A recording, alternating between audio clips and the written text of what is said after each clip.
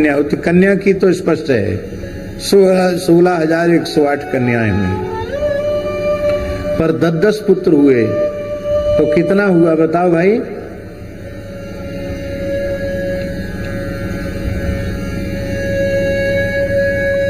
कितना हो गया है?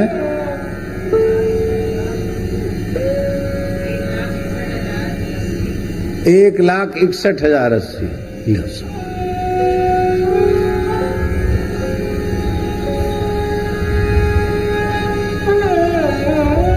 अच्छा एक बात बताओ, भगवान को क्या आवश्यकता थी इतने संतान उत्पन्न करने की? भगवान जानते हैं कि कलिकाल में ऐसे भाग्यहीन मनुष्य पैदा होंगे जो ब्रह्म हत्या से भी बड़ा पाप भ्रूण हत्या, गर्भ हत्या करेंगे।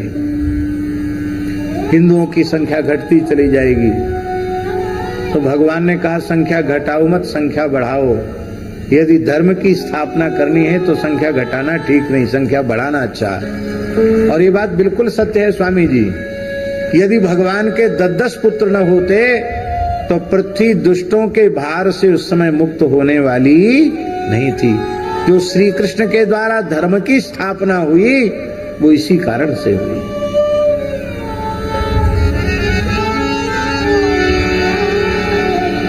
हमारी बात को अन्यथा मत लेना। श्री राम मंदिर बन गया, बहुत अच्छी बात है। निकट भविष्य में भगवत कृपा से कृष्ण जन्मभूमि का मंदिर भी बनेगा, काशी विश्वनाथ भगवान का मंदिर भी बनेगा, कलंक के चिन्ह मिट जाएंगे। और भी जहां आवश्यक होगा हमारे तीर्थों का पुनरुद्धार और उनकी पुनर्स्थापना होगी। ये तो सब ठीक है, बहुत अच्छा है, हमें भी बहुत प्रसन्नता है। लेकिन आगे इसकी सुरक्षा कैसे होगी, इसका विचार आपने किया?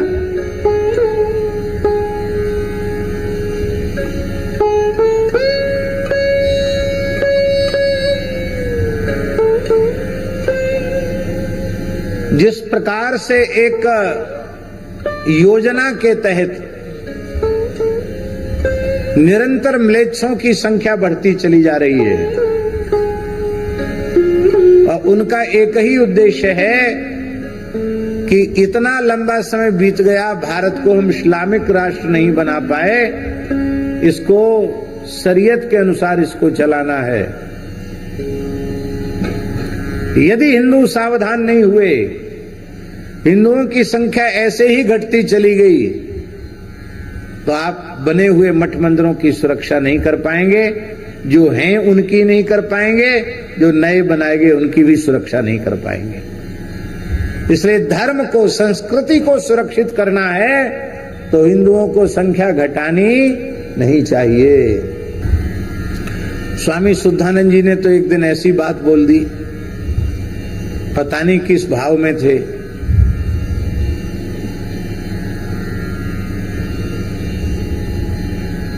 बोले जो एक ही बच्चा पैदा करता है और फिर उसको विदेश भेज देता है, ऐसा व्यक्ति राष्ट्रद्रोही है, उसको गोली मार देनी चाहिए। एक बार ये अपने प्रवचन में बोले, इन्हीं के सामने बोले, शुद्धानंद जी ने कहा एक ही पैदा किया, उसको भी तुमने विदेश भेज दिया।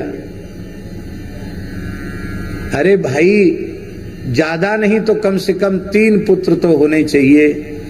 एक पुत्र बहुत अच्छे संस्कार वाला हो तो श्री शुद्धानंद जी के जैसा संत बन जाए, एक पुत्र कम से कम फौज में चला जाए तो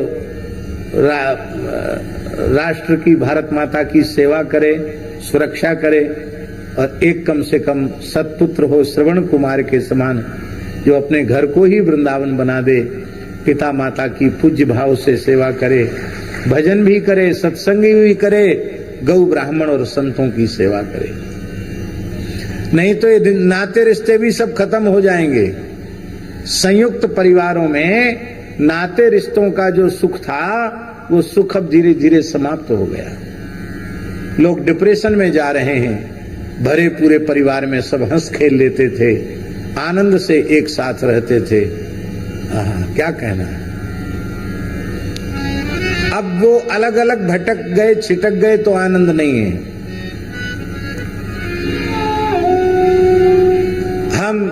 जहां पैदा हुए थे वहां परिवार के मिलाकर 12 चाचा थे, 12 चाची थी और उनकी सबकी अलग अलग पुत्रियां थी। तो रक्षाबंधन के समय जब राखी बांधते थे तो बच्चों को शौक होता ना राखी बांधना, यहां तक राखी बांधते थे, यहां तक।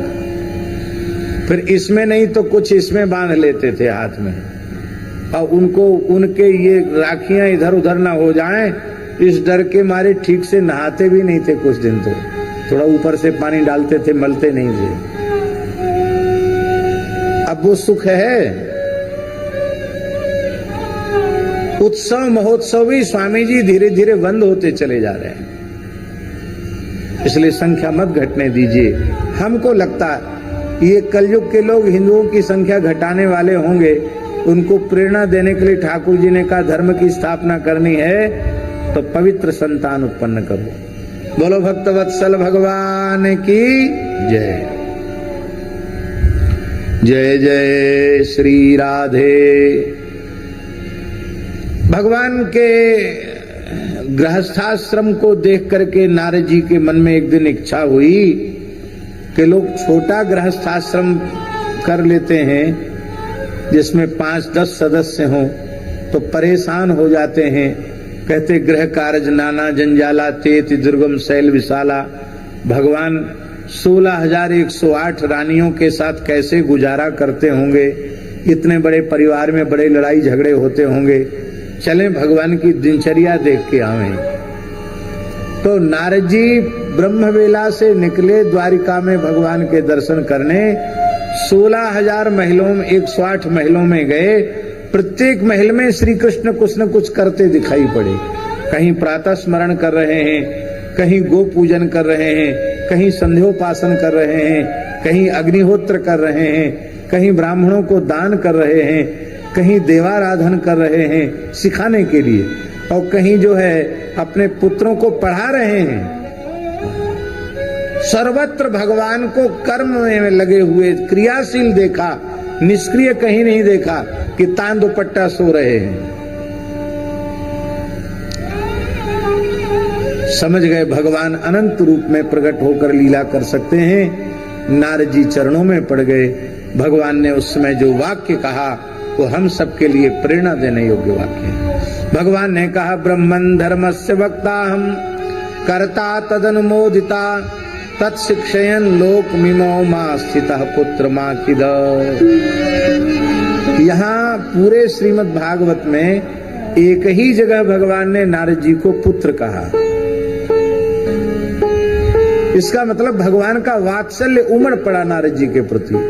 नारद जी से कहा भगवान ने पुत्र बेटा नारद, तुम जो परेशान हो रहे हो कि ये क्या मैं देख रहा हूं, देखो नारद जी, ब्रह्मन अहम धर्मस्य वक्ता, मैं धर्म का वक्ता हूं।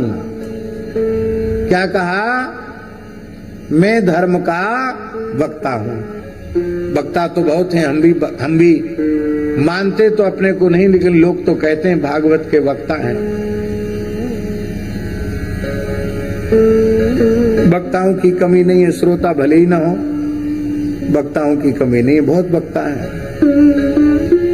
लेकिन आगे जो बात भगवान बोल रहे हैं वो ध्यान देने योग्य है। ब्रह्मन् धर्मस्य वक्ता हम कर्ता, मैं केवल धर्मोपदेश करता नहीं हूं, जो मैं धर्म का प्रवचन करता हूं उसके अनुरूप आचरण भी करता हूं।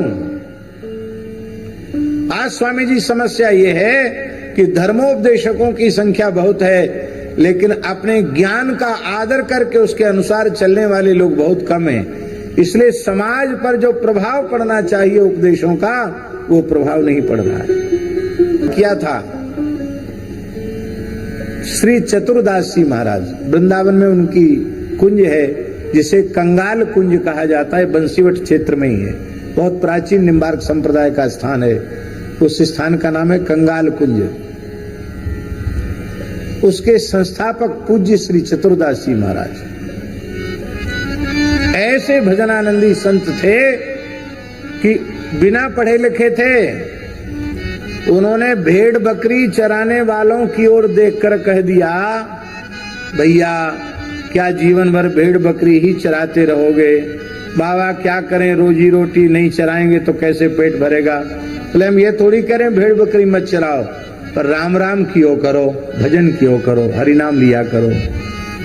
महाराज उनकी इतनी सी वाणी का इतना प्रभाव हुआ कि उनसे जुड़े हुए भेड़ बकरी चराने वाले भी 1-1 लाख नाम रोज जप लेते। तो हमारे जैसे व्यासपीठ पर बैठकर प्रवचन तो वो नहीं करते थे। उनकी वाणी में इतना बल कैसे था? क्योंकि उन संत के रोम रोम से नाम प्रकट होता था। आपने मोर देखा है? मयूर, मोर का कंठ कैसे चलता है? ऐसे ऐसे चलता मोर का कंठ। ऐसे ही सोते समय भी उनका कंठ चलता था। अद्भुत नाम जापक थे।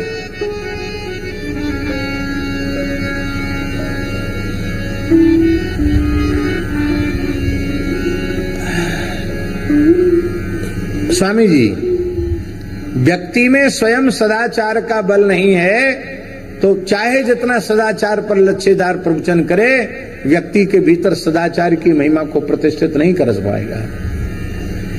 भजन का बल नहीं है तो भजन के भावना की प्रतिष्ठा नहीं कर पाएगा। इसलिए ब्रह्मन् धर्मस्य वक्ताहम कर्ता, मैं केवल वक्ता नहीं हूं, तदनुरूप आचरण करता भी हूं। और उस धर्म का कोई पालन करता है उस पर मैं प्रसन्न होता हूं, मैं उसका अनुमोदन करता हूं। उसी सनातन धर्म को अपने चरित्र के माध्यम से सारे संसार को सिखाने के लिए मैंने अवतार लिया है। इसलिए बेटा नारद, तुम अपने मन में खेद मत करो। इसी को गीता जी में भगवान ने कहा, यद्ययम न वर्तेयम, यदि मैं स्वयं धर्माचरण न करूं तो उत्सी दिव्र में लोका उपहन्यामिमा प्रजा, ये सारा संसार मुझे देख करके बिगड़ जाएगा। क्योंकि यद्यदा चरित श्रेष्ठ तत्तदेवेतरो जनाः सयत् प्रमाणम कुरुते लोकस तदनुवर्तते। भगवान रामकृष्ण इसीलिए अवतार लेते हैं, अपने चरित्र के माध्यम से जीवों को धर्म और सदाचार की शिक्षा देने के लिए। आहा, इसके बाद भगवान का बड़ा अद्भुत वह चरित्र है जो सबके हृदय को द्रवित करने वाला है, और वो चरित्र है श्री सुदामा जी का चरित्र।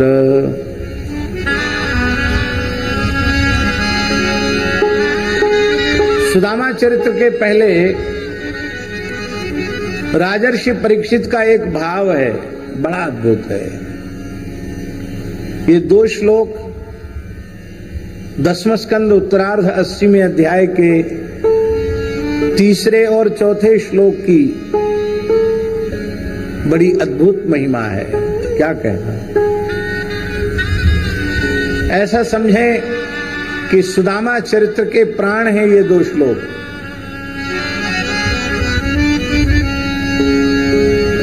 साभाग्यया तस्य गुणान् गृणीते करौ च तत्कर्म करौ मनश्च स्मरेत् वसन्तं स्थिरजङ्गमेषु शृणोति तत्पुण्यकथा सकर्णः शिरस्तु तस्यो भयलिङ्गमानवेत् तदेव यत् पश्यति तद्धि चक्षुः अंगानि विष्णोरथ तज्जनानाम् पादोदकम् यानि भजन्ति नित्यम् अंगानि विष्णोरथ तज्जनानाम् पादोदकम् यानि भजन्ति नित्यम। सुखदेव जी से कह रहे हैं, हे गुरुदेव,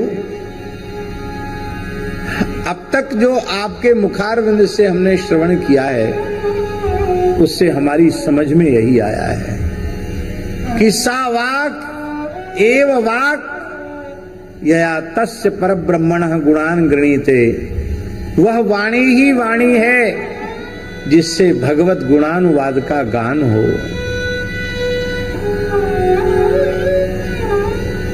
सा वाग्यया, वही वाणी वाणी है जो भगवत गुणगान में प्रयुक्त हो।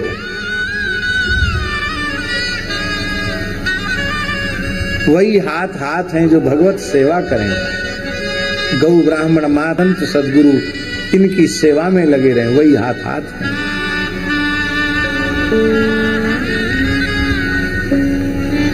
वही स्मरण सच्चा स्मरण है जो चराचर में व्याप्त भगवान का स्मरण करे। सब में भगवान है, ये हृदय से स्वीकार करे।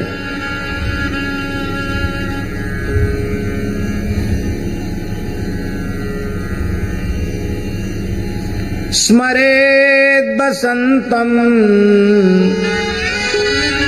स्थिर जंगमेषु, जो चराचर में व्याप्त भगवान है उनकी पवित्र कथाओं का जो श्रवण करते हैं वे कान ही कान कहलाने के योग्य हैं। जो केवल परनिंदा पर चर्चा सुनते हैं वे कान कान कहलाने के लायक नहीं हैं। शिरस्तु तस्यो भयलिंगमान में, वह मस्तक मस्तक है जो उभयम आन में, उभय माने दो। भगवान और भगवान के चलते फिरते स्वरूप, भगवान को प्रणाम करे और भगवान के चलते फिरते स्वरूप कौन है? वैष्णव, संत, हरिभक्त, ये भगवान के चलते फिरते स्वरूप है। गौ, ब्राह्मण, संत, वैष्णव ये सब भगवान के चलते फिरते स्वरूप हैं। इन दोनों को प्रणाम करें। गाय को देखे तो मस्तक झुके, ब्राह्मण को देखे तो मस्तक झुके, वैष्णव को देखे तो मस्तक झुके। ये नहीं कि हमारा आपसे परिचय है तो राम राम और परिचय नहीं है तो आप अपने रास्ते हम अपने रास्ते, ऐसा नहीं है। मस्तक पर तिलक देखकर, कंठ में तुलसी को देखकर जिसका मस्तक भाव से झुकता नहीं है उस व्यक्ति के 1 वर्ष के भगवत सेवा के पुण्य नष्ट हो जाते हैं। 1 वर्ष तक की भगवत आराधना नष्ट हो जाती है। इसलिए नारद पंचरात्र में लिखा है, वैष्णवो वैष्णवम दृष्ट्वा दंडवत प्रणमेत भूय। वैष्णव वैष्णव को देखकर, संत संत को देखकर प्रणाम करे। हमारा आपका परिचय शरीर का परिचय नहीं है, तिलक कंठी का परिचय है। और काय का परिचय है? आपसे क्या रिश्तेदारी है? आपके मस्तक पर ऊर्ध्वपुंड विराजमान है, कंठ में तुलसी विराजमान है। इससे लगता है कि आप भगवान के दास हैं, भगवान के सेवक हैं, भगवान के भक्त हैं। इसलिए आपको प्रणाम है, आपको नमस्कार है। आहा,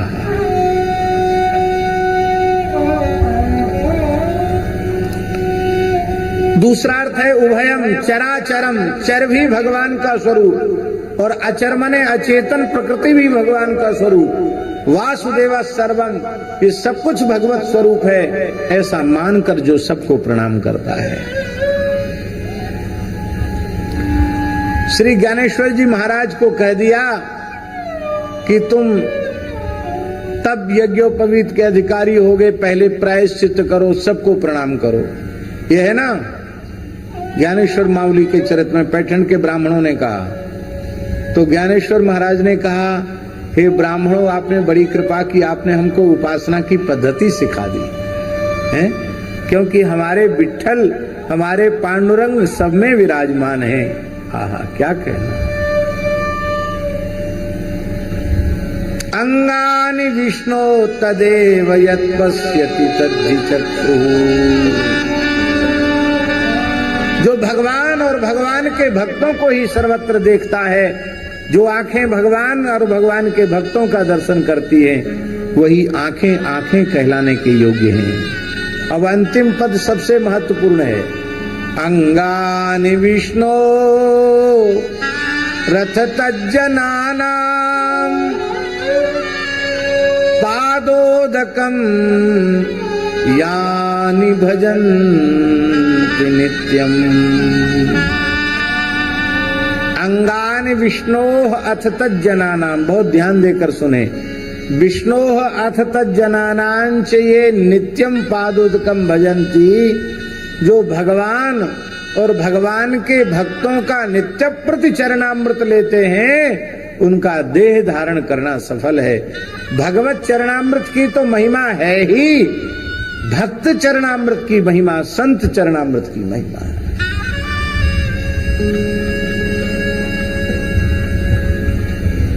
हमने तो इतने चमत्कार संत चरणामृत के देखे हैं कि हम वर्णन करने लग जाएं तो उसका कोई पारावार नहीं। इतने संत चरणामृत के चमत्कार देखे हैं।